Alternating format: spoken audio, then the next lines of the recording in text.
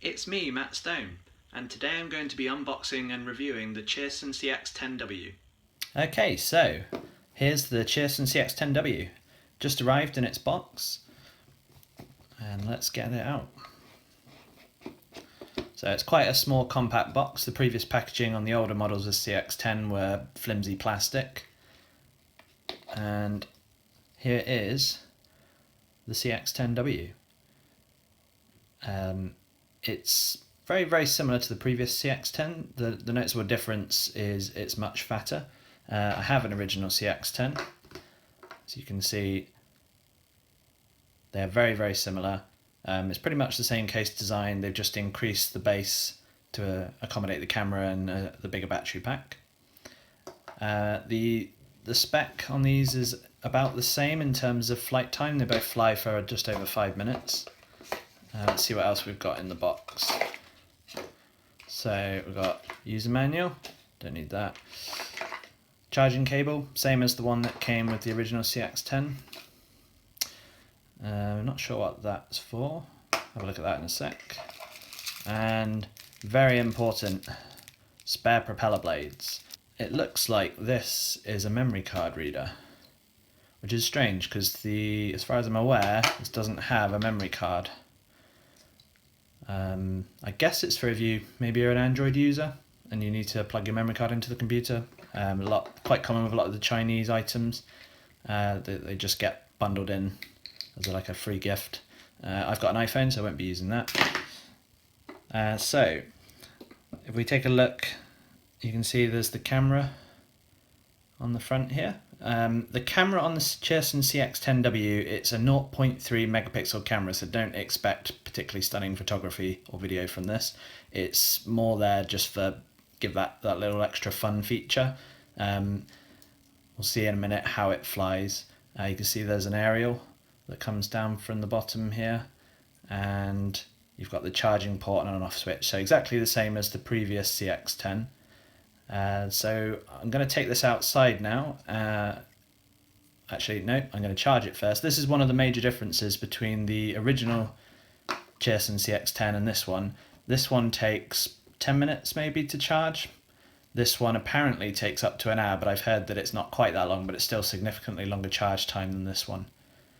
In terms of price, this one cost me about £12. That's UK pounds, so probably about a similar amount in dollars because they tend to be quite expensive to buy here. This one was £28, so quite a bit more expensive, but you've got the feature of a built-in camera.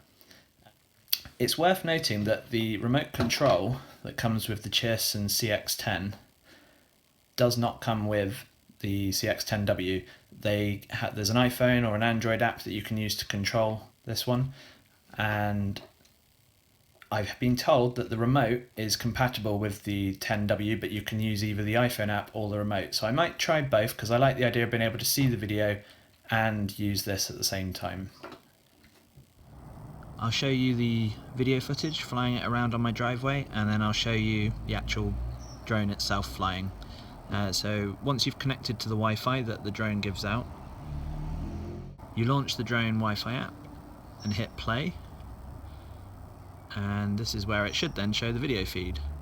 Now, because I'm going to be using the remote control from my old CX-10, I'm not going to use the controls on screen because I find having your thumbs in the way, especially on an iPhone, gets in the way of the actual footage. So here we go.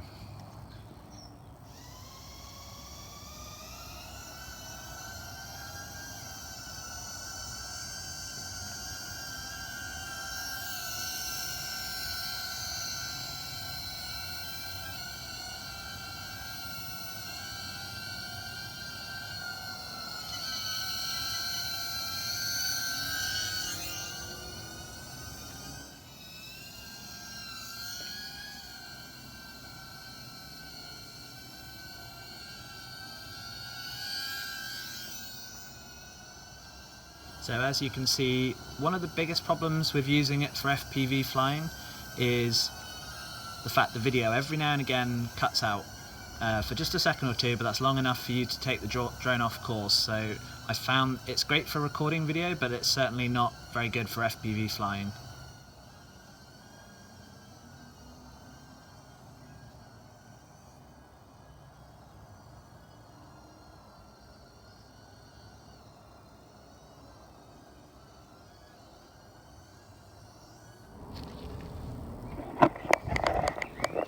So, all in all, it's a pretty good drone. It's a lot of fun to fly. The range on it's really good. It can go, the manufacturers say 15 to 30 meters. I've managed to take it to probably 20 before the signal cut out, but it's all dependent on the Wi-Fi on your phone or tablet. It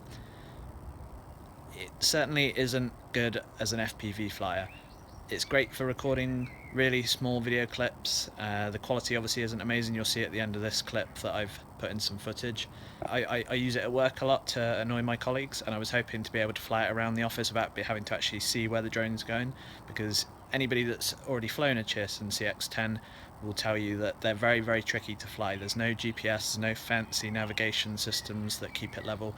There's a lot of minor adjustments you have to make all the time, and it takes a good couple of days of constant flying to get used to the controls.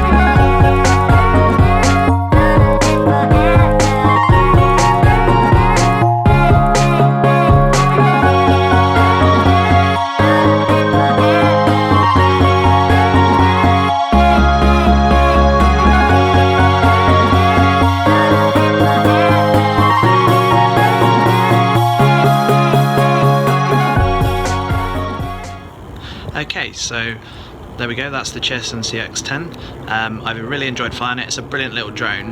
The only thing I would say is get yourself the remote control.